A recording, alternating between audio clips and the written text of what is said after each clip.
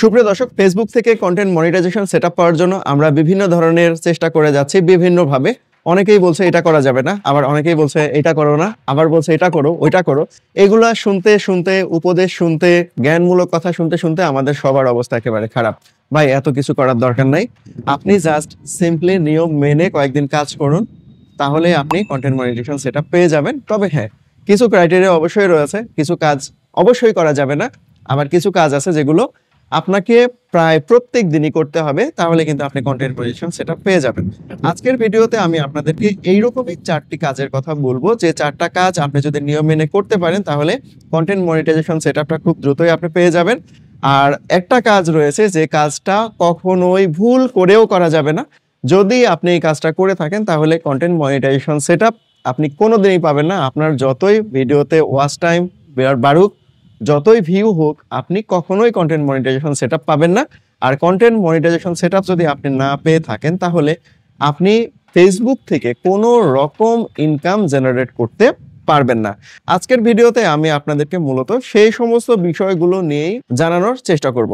তো চলুন মূল ভিডিওতে চলে যাই। যারা এখন পর্যন্ত ভিডিওটা দেখছেন তারা এই ভিডিওতে একটা লাইক প্রেস করে ভিডিওর পরবর্তী অংশটুকু কন্টিনিউ করুন। কন্টেন্ট মনিটাইজেশন সেটআপ পাওয়ার জন্য আপনাকে যে কাজগুলো প্রত্যেক দিন প্রত্যহ করতে হবে সেটা হচ্ছে যে আপনি যে ভিডিওগুলো তৈরি করেন সেই ভিডিওগুলোর মধ্যে থেকে রিলস তৈরি করতে হবে বেশি বেশি। কারণ রিলসটা হচ্ছে অপেক্ষাকৃত মানুষের কাছে বেশি রিচ হয়, এবং মানুষের কাছে যখন বেশি রিচ হয় তখন কিন্তু ওইখান থেকে আপনার ফলোয়ার জেনারেট হওয়ার সুযোগ রয়েছে। আপনার যেহেতু ফলোয়ার বেড়ে যাচ্ছে, আপনার ওয়াচ টাইম বেড়ে যাচ্ছে, সবকিছু যখন বেড়ে যাচ্ছে তখন কিন্তু আপনার একটা ভালো ফিডব্যাক কিন্তু আপনি আপনার চ্যানেল থেকে পেতে পারেন। সো প্রত্যেক দিন অন্তত একটা করে রিলস যদি আপনি আপলোড করতে পারেন তাহলে সেটা সবচেয়ে ভালো হয়, এবং সর্বোচ্চ চেষ্টা করবেন 2 থেকে 3টা রিলস আপনি আপলোড করেন, অর্থাৎ প্রত্যেক দিন কমপক্ষে একটা এবং সর্বোচ্চ 3টা যদি রিলস আপলোড করতে পারেন তাহলে আপনার জন্য এটা খুব ভালো হয়। আর লং ভিডিও আপনাকে অবশ্যই আপলোড করতে হবে, এবং লং ভিডিও প্রত্যেকদিন আপলোড করা কারো পক্ষে সম্ভব না। সেক্ষেত্রে আপনি যদি সপ্তাহে 3টা অথবা 4টা লং ভিডিও আপলোড করেন তাহলে আপনার চ্যানেলের জন্য ভালো হবে। আপনার যে অডিয়েন্স রয়েছে সেই অডিয়েন্সের ভালো লাগা মন্দ লাগার উপর নির্ভর করে আপনি প্রত্যেকদিন স্ট্যাটাস দিন, স্ট্যাটাসে কিছু না কিছু লিখুন, ভালো কিছু লিখে ইনফরমেশন দিন। এবং এই ইনফরমেশন দেওয়ার সময় একটা জিনিস খেয়াল করবেন, আপনার পেজের বা চ্যানেলের যে ক্যাটাগরি রয়েছে সেই ক্যাটাগরি অনুযায়ী আপনি যদি ইনফরমেশনগুলো তাদেরকে প্রোভাইড করতে পারেন তাহলে সেটা আরও ভালো হয়। ধরুন আপনি টেক রিলেটেড যদি ভিডিও বানিয়ে থাকেন তাহলে টেকনিক্যাল রিলেটেড কোনো বিষয়ে আপনি প্রতিদিন পোস্ট দিন, এবং পোস্ট দিলে কি হবে, আপনার যে অডিয়েন্স রয়েছে তারা সেটাতে এঙ্গেজ হবে। এঙ্গেজ হলে আপনার কিন্তু চ্যানেলের গ্রোথটা অনেক বেশি বেড়ে যায়। এবং ফোর্থ যে কাজটা রয়েছে সেই কাজটা হচ্ছে যে আপনার ক্যাটাগরির সাথে সঙ্গতিপূর্ণ রেখে আপনি ইমেজ শেয়ার করুন, স্টিল ইমেজ শেয়ার করুন সবার সাথে। স্টিল ইমেজ যখন আপনি শেয়ার করবেন তখন ওই ইমেজের প্রেক্ষিতে কিন্তু অনেক যারা ফলোয়ার রয়েছে তারা কিন্তু আপনার ছবিতে কমেন্ট করবে। আপনার ছবিতে যখন কমেন্ট করবে তখন দেখা যাবে আপনি রিপ্লাই দিবেন, এরপরে কিন্তু ফেসবুক অটোমেটিক কিন্তু আপনার পেজটাকে অন্যের কাছে সাজেস্ট করবে। আর অন্যের কাছে যখন সাজেস্ট করবে তখন কিন্তু সেখান থেকে আপনার ফলোয়ার বেড়ে যাবে।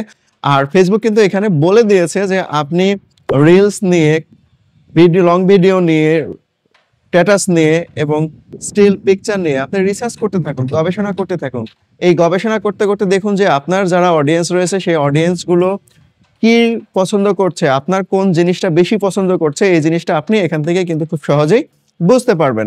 তো এই বিষয়গুলো যদি আপনি মাথায় রেখে কাজ করেন তাহলে আশা করা যায় যে আপনার পেজ থেকে অবশ্যই কন্টেন্ট মনিটাইজেশন সেটআপ পাবেন, অথবা ফেসবুক প্রোফাইল থেকে পাবেন। এবং ফেসবুক প্রোফাইলে যখন এই সমস্ত বিষয়গুলো চালু হয়ে যাবে তখন কিন্তু আপনার ইনকাম জেনারেটও হবে।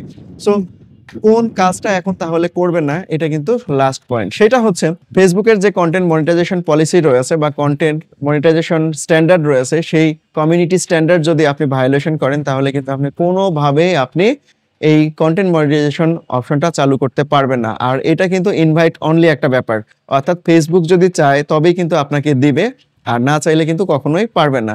আপনার ফেসবুকে যদি কোনো ধরনের ভায়োলেশন না থাকে তাহলে আপনি অবশ্যই এটা পারবেন। আর যখন পাবেন তখন আপনাকে অবশ্যই কিন্তু নিয়ম মেনে কাজ করতে হবে। নিয়ম মেনে যদি কাজ না করেন এটা পাবেন না, আর যদি পেয়েও যান এটা ভবিষ্যতে হারিয়ে যাবে যদি আপনি নিয়ম মেনে কাজ না করতে পারেন। সো একটা জিনিসের দিকে আপনি অবশ্যই খেয়াল রাখবেন, সেটা হলো কমিউনিটি স্ট্যান্ডার্ড, এটা কখনোই ভায়োলেট করা যাবে না। তো আজকের ভিডিও এতটুকুই ছিল। ভিডিওটা কেমন লাগলো অবশ্যই কমেন্টে জানাবেন, আর এরকম সব সুন্দর ভিডিও পেতে অবশ্যই চ্যানেলটা সাবস্ক্রাইব করে সাথে থাকবেন। সবাই ভালো থাকবেন, সবাইকে অনেক ধন্যবাদ।